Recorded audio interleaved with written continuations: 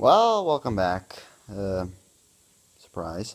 Since I've already talked about the first two Iron Man movies in the last video, still have 20 more of these damn things to go. I guess I could just go ahead and talk about the Incredible Hulk. I'll try and do this as fast as possible. Um, Mainly speaking, so I know this came out in between Iron Man 1 and Iron Man 2. This is technically the second installment of the MCU, but hey, it's my channel. I do whatever I want. This is YouTube. We can break the rules here. So, of course, The Incredible Hulk. It's a reboot for those wondering. I mean, everyone knows it. I mean, no relation to the Ang Lee Hulk whatsoever. Because, it's a new director, new cast, new everything. Um, so, I'll just give my brief thoughts on that Ang Lee Hulk movie, even though I don't really think it's necessary. While I don't hate that movie, per se, there are some things I liked about it.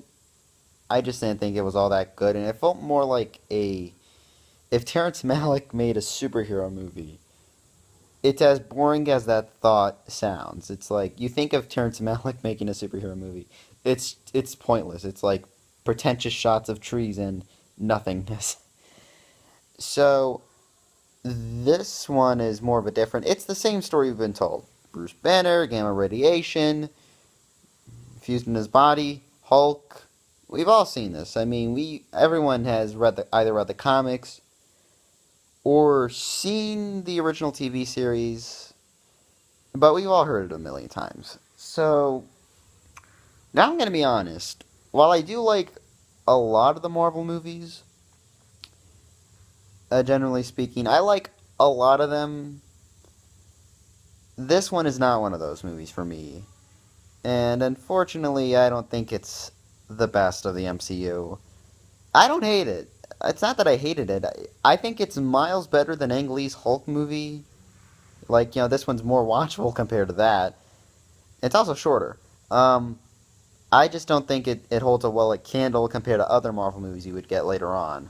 Um, which kind of sucks. I mean, generally speaking, this isn't the worst Marvel movie.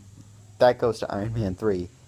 But, yeah, but not all of it is terrible. I mean, not all of it is bad or anything. Not everything about it is awful. There are things I like about it.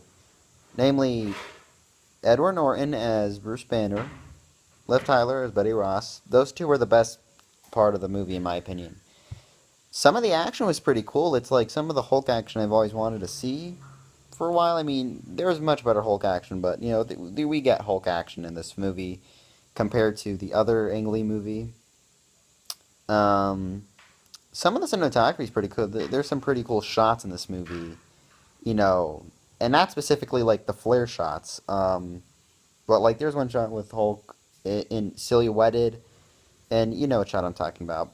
So those are some things I liked about it. But I think the problem with this film is practically around the screenplay. I feel like the actors did not have much material to work with, and it's like this is just basically another.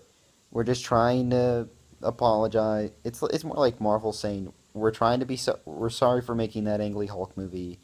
Here's our sort of apology. But I think it's more like the screenplay just did not work well. There are like some scenes, like I said, with Edward Norton and Liv Tyler where they do carry the movie, but a lot of the other scenes are just like this, boring, generic, military thing. And also the villain. I did not care much for the bad guy at all. And I liked Tim Roth a lot. I mean, even when he's in a bad movie like Tim Burton's Planet of the Apes movie, he's generally the best part of it.